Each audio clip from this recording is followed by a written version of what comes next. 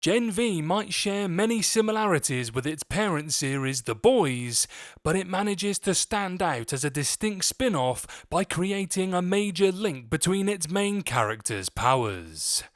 Let me know in the comment section what you thought of Gen V, and are you looking forward to Season 2?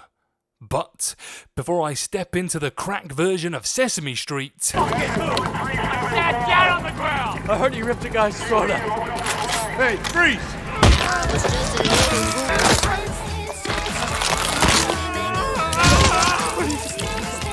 I have a single dad with two daughters.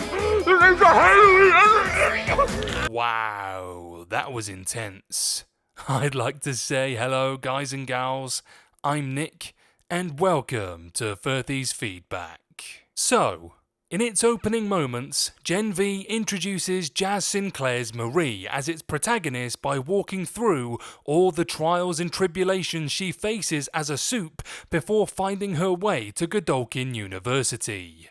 Once she lands in the Supe school, the spin-off series introduces Emma, who faces her own set of problems related to her little cricket Supe powers in Gen V. As Gen V progresses, the more characters like Kate, Jordan and Golden Boy become a part of its central roster. It is not hard to notice that despite having different Supe abilities, all of them have one thing in common. Andre initially seems to be an exception to this link between the main characters. However, Gen V's finale has finally confirmed that one aspect of his Supe power is directly linked to the crucial element of Kate, Jordan, Emma, Golden Boy and Marie's Gen V characterizations. From its initial episodes itself, Gen V establishes how the powers of its main characters are linked to their respective mental health conditions.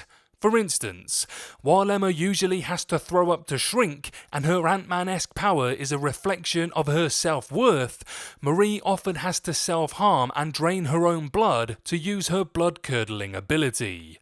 Jordan Lee's bigendered Supe power serves as a metaphor for their struggles with their transgender identity. Meanwhile, Kate's ability to control others using her push power shows how helpless and detached she internally feels, which makes her an easy target for people like Shetty. Andre was seemingly an exception to this, but Gen V's finale finally confirms that his powers too have a mental health allegory. The episode reveals that his father, Polarity, is starting to suffer from neurological damage after using his Magneto-esque powers for decades. What seems like a blessing for the family has turned into a curse that will eventually kill Andre if he does not use his powers carefully. Towards the end of Gen V Season 1, Andre finds himself struggling to carry the generational burden of responsibilities that his father puts on him. However, he cannot express how he feels because his father expects him to be made of steel. Before Andre visits his father in Gen V's episode 8, a doctor asks him if he has experienced any lightheadedness or spots in his peripheral vision, hinting that these could be early signs of damage in his brain. Andre's reaction suggests that he has been experiencing the symptoms, confirming that using his powers is gradually taking a toll on him.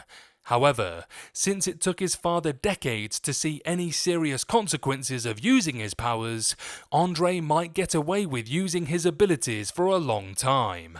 However, the fact that he feels dizzy after controlling a helicopter with his powers indicates that he could gravely injure himself or even die if he pushes himself beyond a certain limit.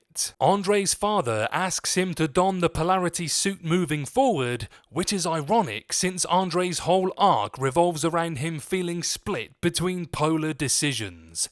He considered Luke his close friend but felt split between staying loyal to him and pursuing a secret relationship with Kate. Even with Kate, Andre struggled to determine whether he still loved or despised her for lying to everyone and erasing their memories.